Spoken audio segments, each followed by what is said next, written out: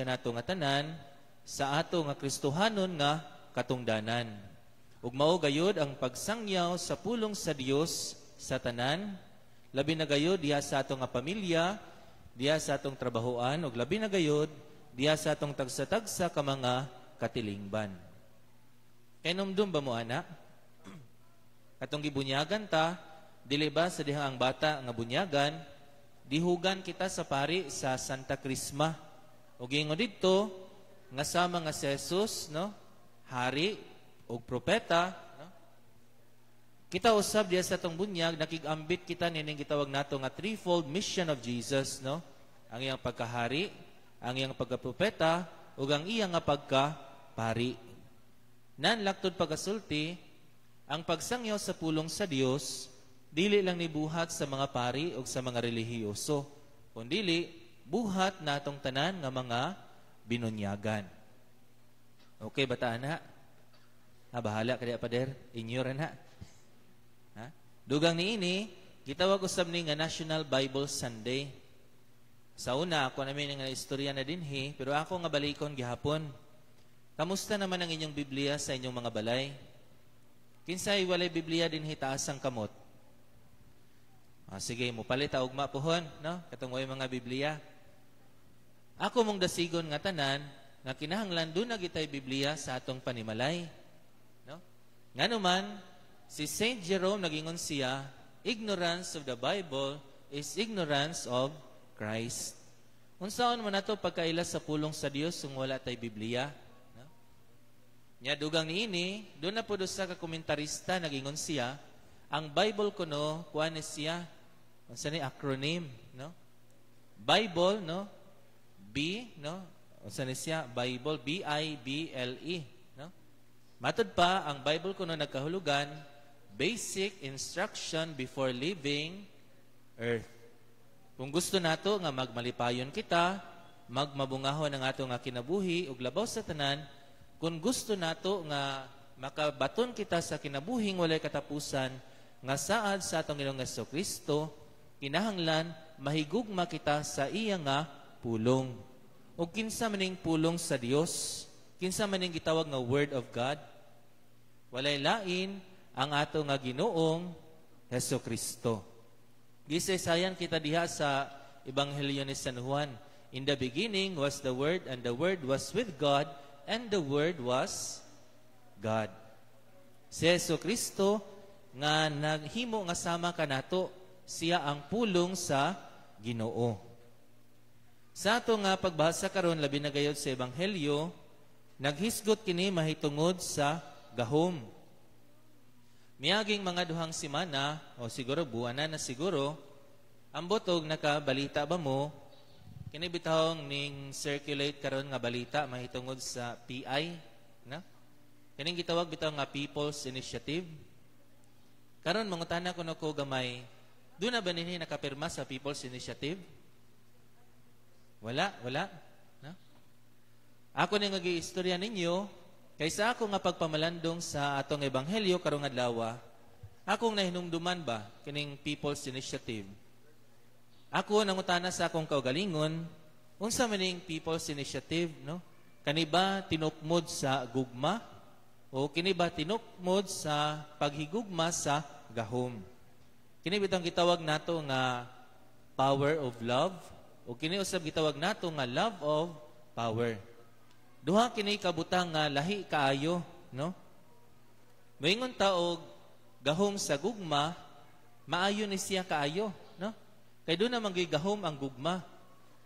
Sa lain nga bahin kining gitawag nato nga pagganing gugma sa gahom, para nako dili po ni siya maayo, no?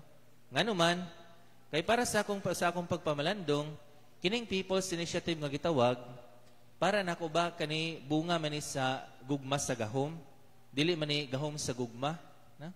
Kana bang gitawag og love of power. Nay mga tawo nga nagpasiuna niini nga tungod kay usa siguro sa ilang nga katuyuan, tungod kay nahigugma sila pag-ayo sa ilang nga gahom. Nga gani gusto nila nga magpabilin sila sa katungdanan, mo nga duna kining ingani nga mga lihok, no? Ako ni nga gisulti, Kay sa atong ebanghelyo karon, naghisgot kini og gahom. Giingon dinhi, ang mga tawo nga nakabati sa atong Ginoong Jesucristo sa iyang pagpanudlo, natingala sa iyang tinudluan, kay may gahuman siya sa iya nga pagtudlo. Dili sama sa mga magtutudlo sa balaod. Mga igsuon, unsa man ang nakalahi sa paagi sa pagpanudlo sa atong Ginoong Jesucristo. Unsa man ang naghatag o gibugaton sa iya nga pulong. Gikaingon, ang otoridad ni Kristo anaa sa iya nga pagka-Dios. This is what makes Jesus teaching different from the rest. Mao kini ang nakapalahi sa paagi sa pagpanudlo ni Jesus kaysa sa uban nga magtutudlo sa balaod. Tungod kay ang gahom anaa kaniya sa iya nga pagka-Dios. Ang mga magtutudlo sa balaod nagpakita sa ilang otoridad, sa ilang gahom, pinaagi sa paggamit og mga pulong komentaryo gikan sa mga makinaadmanon nga mga tao.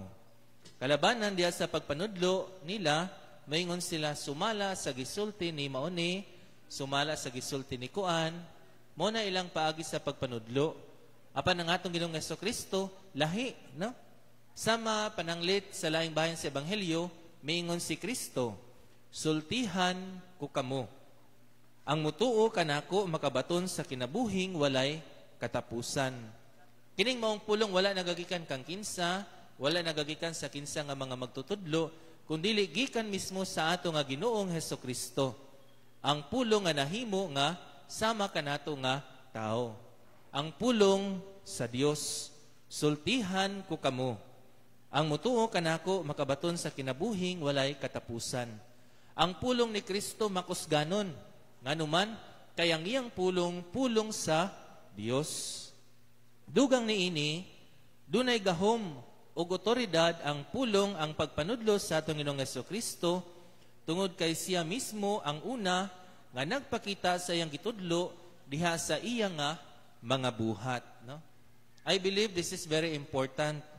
Dunay gahom, dunay authority ang iyaha nga pagpanudlo, tungod kay gihimo niya ang iyang kaugalingon nga ehemplo sa iya nga pagpanudlo. Ang iyang gisangyaw, iya gayod nga gipuy-an sa iya nga kinabuhi. Sama pananglit sa iyang pagtudlo nga higugmaon ng mga kabos.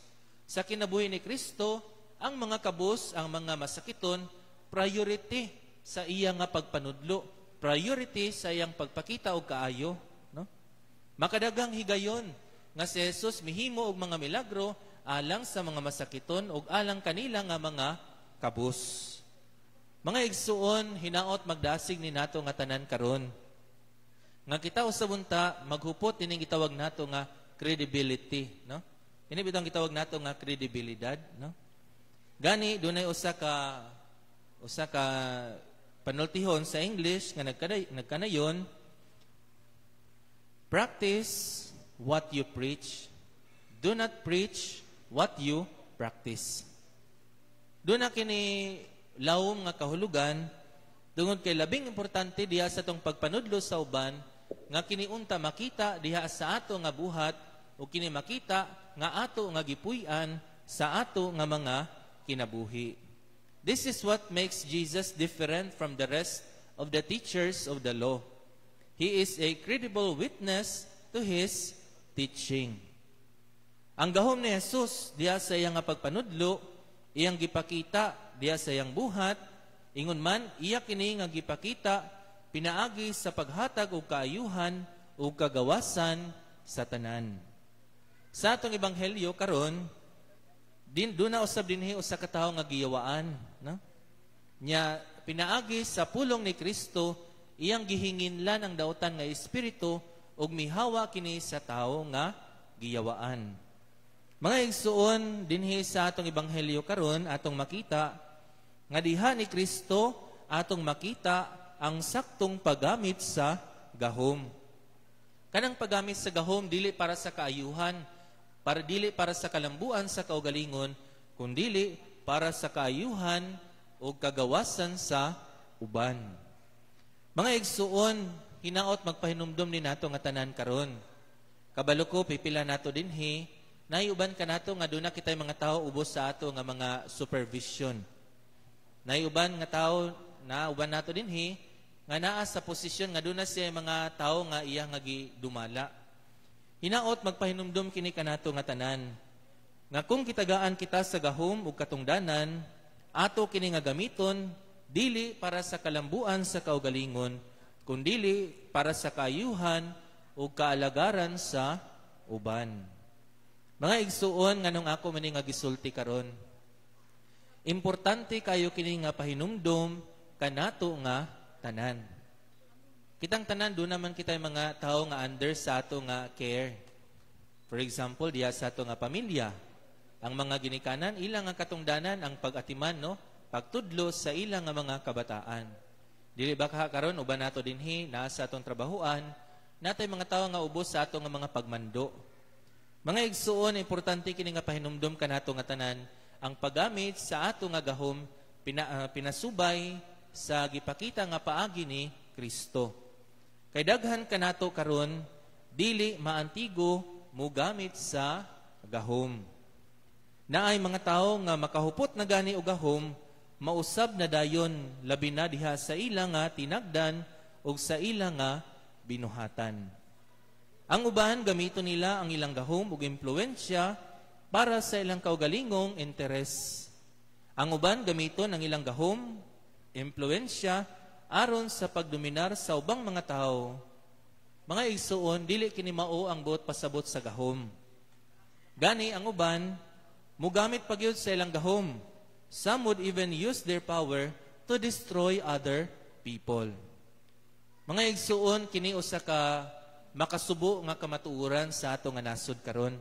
Dili lang sa ato nga nasod, bisan gani usahay diha sa ato nga pamilya, diha sa atong trabahoan, bisan diha sa ato nga katilingban. Naa kining masayop, no? Kining gitawag nato nga misuse of power. Mga igsuon, sa pagkatinuod, gikaingon, power does not corrupt people. Actually, it's people who corrupts power. Ang gahom, gisultihan kita diyan ni San Pablo, ang tanan gahom, ang tanan katungdanan, gikan sa Ginoo. Kung ato lang kining sabton pag-ayo, atong mahibaw-an, atong masusi, nga kining gahom nga gihatag sa Dios kanato, kining mga katungdanan nga gihatag sa Dios kanato, dili ni ato, kundili iya ni sa Ginoo. O gihatag kini, gipaambit kini ni Kristo nga ni kanato, aron kita mahimo ngayang kahimanan sa pagpalambo sa tanan, dili lang sa kaugalingon. Kung gamiton lang yun nato sa maayo ang gahom o ang impluensya nga anaa kanato, makatabang kita o makatabang kini og daghan pa nga mga tao. Ang problema, magsugod kung ang tao mag-abuso na sa iya nga gahom. Mga igsuon, sama sa atong Ginoong Jesucristo, mahuptan unta nato sa atong mga kinabuhi, kining gitawag nato nga kredibilidad sa pagtudlo. Kung atong ubanan ang atong pagpanudlo, ato kining ubanan diha sa atong mga maayo nga buhat. Ug nga gamiton nato ang atong gahom sa matinud-anon ug labaw sa tanan sa mapaubsanon nga paagi. Mga igsuon, sa atong pagpadayon ning Santos nga Misa, atong iampo sa Ginoo nga harian unta kita sa gahom sa gugma, dili sa gugma sa gahom, aron sama ni Kristo makaalagad kita sa uban sa kinasing-kasing gayod.